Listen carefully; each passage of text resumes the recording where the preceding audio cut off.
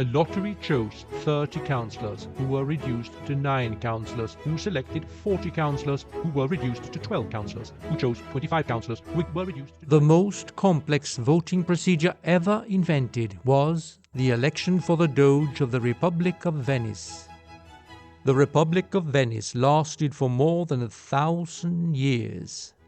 It's often called the longest-lasting state with a single form of government in history. Some even call it the longest-lasting democracy in history. That may be a step too far. 1,000 years. That's a very long time, roughly from the Viking Age to the present. To last that long, you need a good political system. And the political system of the Republic was incredibly stable in its function, although there were lots of fights within the ranks. They had an almost fanatical focus on accountability and a notable resistance to power concentration, at least among those who were out of power at any given moment. To safeguard these somewhat democratic values, they elected their leaders through one of the most intricate and ingenious electoral systems ever invented.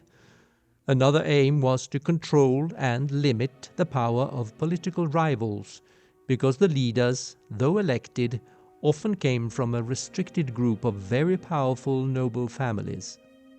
As you can see in this video over here, the Venetian Republic didn't appear fully formed, and all the small cities around the lagoon were home to people with both financial and political ambitions. Suddenly, they had to learn to cooperate, and that created a lot of friction. At the very beginning, the whole region was under the influence of the Byzantine Empire. Venetia, the Latin name for the whole northeast of Italy, was nothing more than an Eastern Roman colony. The Doge, in Latin dux, was originally a military governor appointed by Constantinople. Even after the Republic of Venice emerged, it remained in many ways a vassal state of the empire. With time, the Doge became more or less an elected head of state. Although the Eastern Romans held their strong hand over the island state, they let the Venetians choose at least some of their political leaders themselves. The Republic was spread over quite a large territory with very different priorities, and then there was the opposition between the aristocracy and the merchants. The noble families struggled for control, and many doges and their families fought hard to make the office hereditary. Of the first 28 doges, 14 were killed in one way or another, 4 chose to abdicate, 1 died in battle, and only 9 died of old age. The office was lifelong. To stop the chaos and violence, the Venetians tried to limit the Doge's power, and that started a very long path towards complicating the way in which the political, military, and religious leaders were nominated. The so-called concho was a sort of parliament of all free men in Venice. It was a powerful, but obviously a bit impractical assembly, and for many years it clashed with the city's leading noble families. Now we see the violence inherent in the system. At this time, one could charitably maybe refer to Venice as a democracy. In 1032, the concho made a reform that prohibited the Doge from practicing co-regency. Co-regency was a way to come around the non-hereditary system. The designated heir, often the Doge's eldest son, was elevated to sovereign dignity while the principal ruler was still alive. Then, when the Doge died, the second in command, the son, just casually slipped onto the throne, hopefully without anyone noticing. They also appointed 2 co-governors to monitor what the Doge was up to on a daily basis. but that would be the last time the concho was able to show any power. From that period, the executive power slowly shifted from the General Assembly to being in the hands of the patricians. In 1172, the Great Council, the Maggior Consiglio, was created. In the beginning, it was more of a group of councillors, like a government, at the Doge's side, but through a series of decrees and laws forming various groups and assemblies, it became more powerful. It became the de facto decision-making body in Venice. In 1297, the reform known as the Serrata del Maggior Consiglio effectively ended all popular influence over state affairs and the affairs of the nobles. In the following decades, the seats in the Great Council became more or less hereditary through a series of decrees. They also removed limits on seats, which resulted in a council with, at times, more than 2,000 members. This is a painting of the Hall of the Great Council from the middle of the 18th century.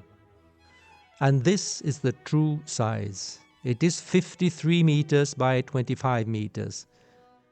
It would have been pretty crowded with more than 2,000 nobles walking around in there with their fur coats. So, at the end of all this political quick step, we have this power structure. At the top, we have the Doge. The Doge was the symbolic head of state, elected for life.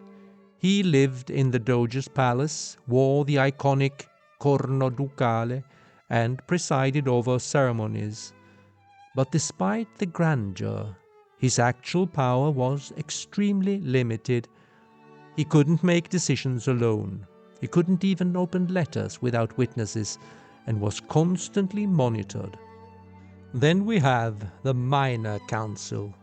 6 ducal councillors, one from each district of Venice, surrounded the Doge at all times.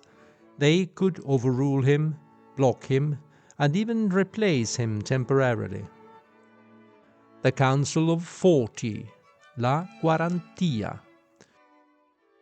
La Signoria, the Doge and the Minor Council, plus the heads of the Quarantia, formed the Serenissima Signoria, the symbolic embodiment of the state. Then there's the Senate, Consiglio dei Pregadi, the Council of 10. Now that's a notable body. It was created after a failed coup in 1310, and it was Venice's internal security and intelligence agency. It was a feared sort of secret police. They could arrest anyone by secret denunciations. They could investigate and pass sentence on their own.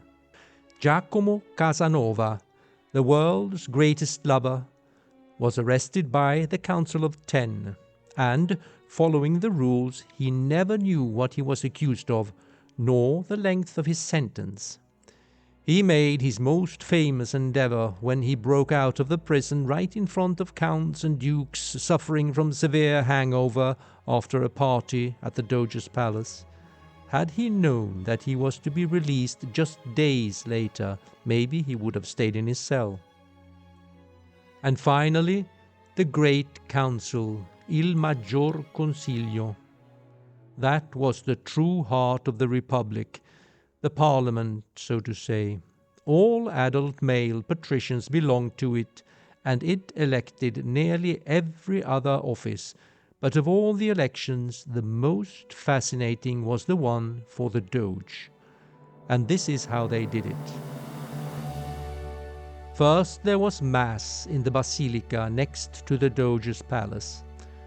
Then everybody went into the Sala del Maggior Consiglio, all 2,000 of them. The youngest ducal councillor went outside the palace and walked across St. Mark's Square. He picked up a random boy between 8 and 10 years of age and brought him back to the Doge's palace. The boy for this event, named Ballottino, was the one who picked the small, perfectly round balls from the urn for the yes and the no's. Interestingly, the English word ballot comes from this voting procedure. And now to the tricky part, so pay attention. Of all the councillors over 30 years, 30 were chosen by lottery. Of these 30, 9 were chosen randomly by the ballottino. With the ballots, these 9 councillors elected a group of 40, each of which must have a qualified majority of at least 7 of the 9 electors.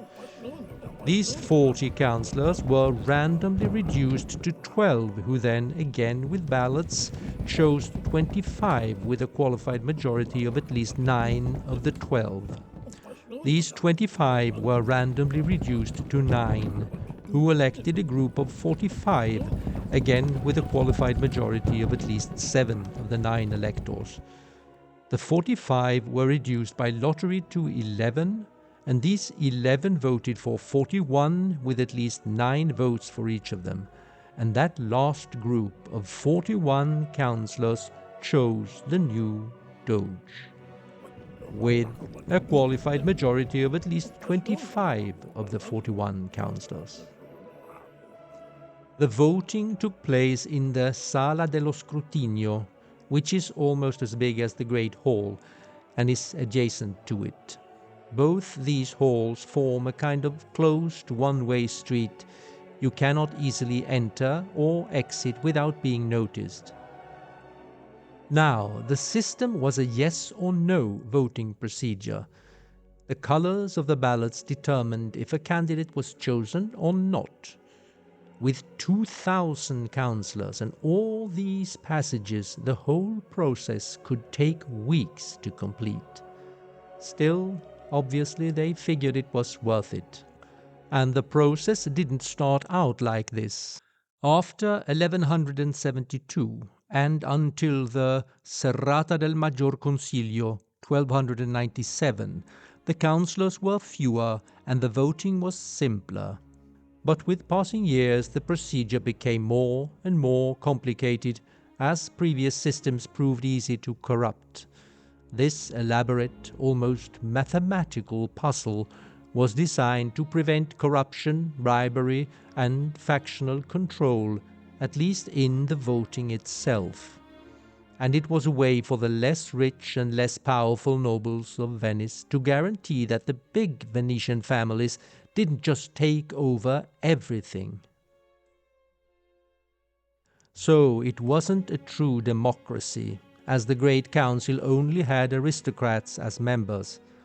After the first centuries and after the closure of the Concho, the normal people had no voice in the political structure, other than maybe the boy, the ballottino. So what happened to him? After his duty as ballot handler, he was taken into the court, dressed in aristocratic clothes, and appointed ducal notary, and he accompanied the Doge in public appearances. The court would also support his studies, and he would even inherit a significant amount of money in case of the death of the Doge. In short, maybe he, the young boy, was the true winner in all this. Maybe he was the one who got the most out of this extremely complicated and time-consuming electoral system.